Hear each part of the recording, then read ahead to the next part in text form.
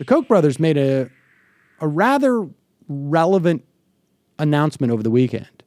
I'm not saying you should necessarily take it at face value,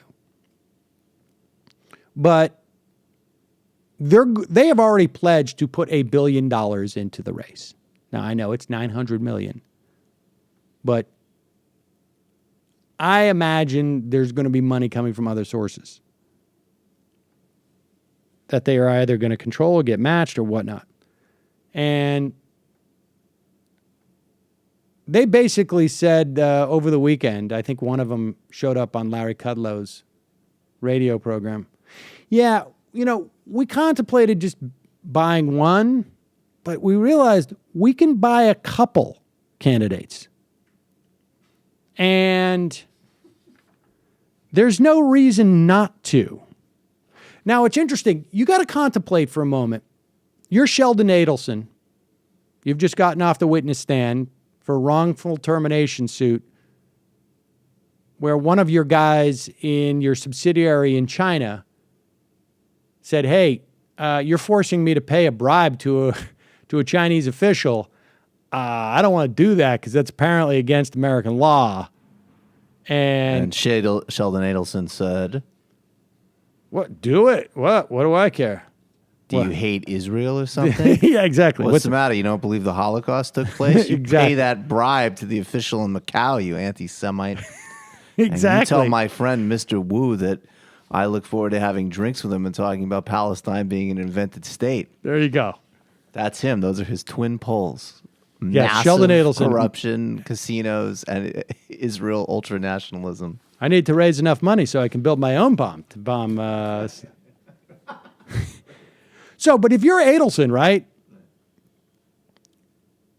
you got to ask yourself, like, wait a second, do I really want to buy a guy who's already been bought by the Koch brothers, or do I want to buy my own guy?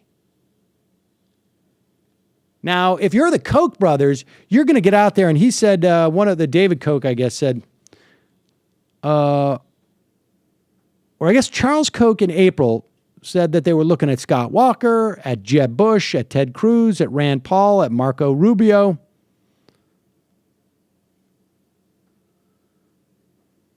But here's the thing. I don't think the Koch brothers are going to give meaningfully to Jeb Bush. I think they're going to give a little bit. But they know they can't own him because Jeb Bush has his own funding. But a guy like Scott Walker, they can own him. Rubio has his own billionaire.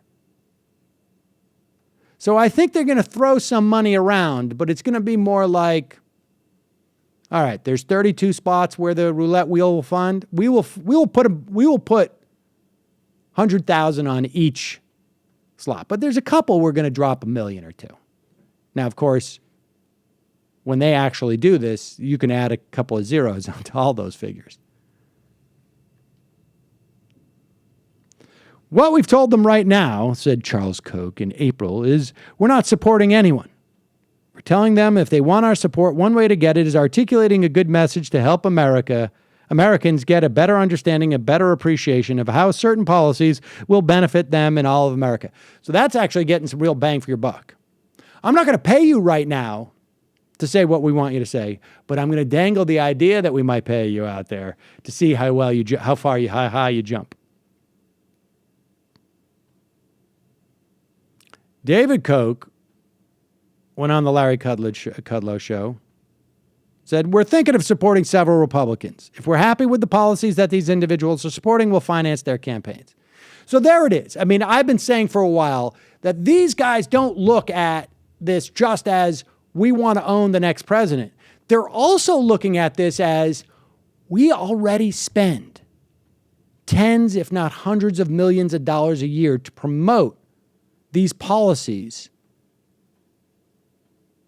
that benefit the wealthiest amongst us for a fraction of that cost. We can actually hire a spokesperson who has media people following them around for the next 12 months to say these things. And that's what we're going to do. And that's why for Sheldon Adelson, he may not put all his money on the winner but he'll get what he wants. Somebody to go around and talk about how Palestinians are not really human beings, or how unions are made up of people who are just one step above Palestinians in his mind. They're not invented, but they're terrible.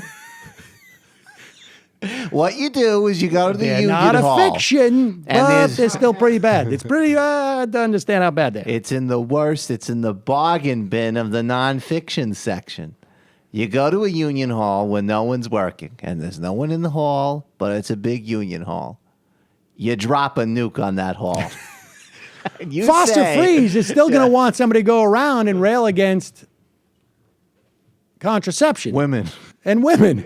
Right, so Rick Santorum is still gonna get some- game for the amount of money he's dropping. Right. He's that odd G's billionaire. He's like, it just seems to me for all the money I'm giving you, can't you just say that we ought to have like a kind of Christian Taliban situation with the ladies? I mean, that's just me. I'm the one cutting all the checks. Remember him? He was almost sort of... Who is that, Foster Freeze? Even exceptionally creepy because he had this sort of like avuncular air about him. Yeah. Yeah, no, he was just like, he reminded me actually of a dad of a girl I dated in high school. Whew. Well, there was like, literally that was the first time I'd ever heard that line about birth control. It's aspirin.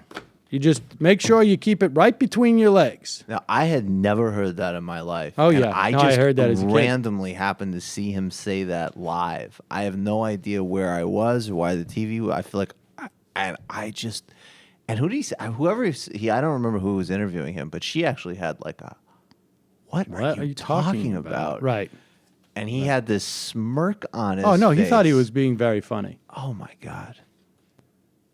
He thought he was being very funny. It was definitely the smirk of someone who. Now, has I not been heard told they're that not- joke 30 years ago, and it was inappropriate. You know what I'm saying?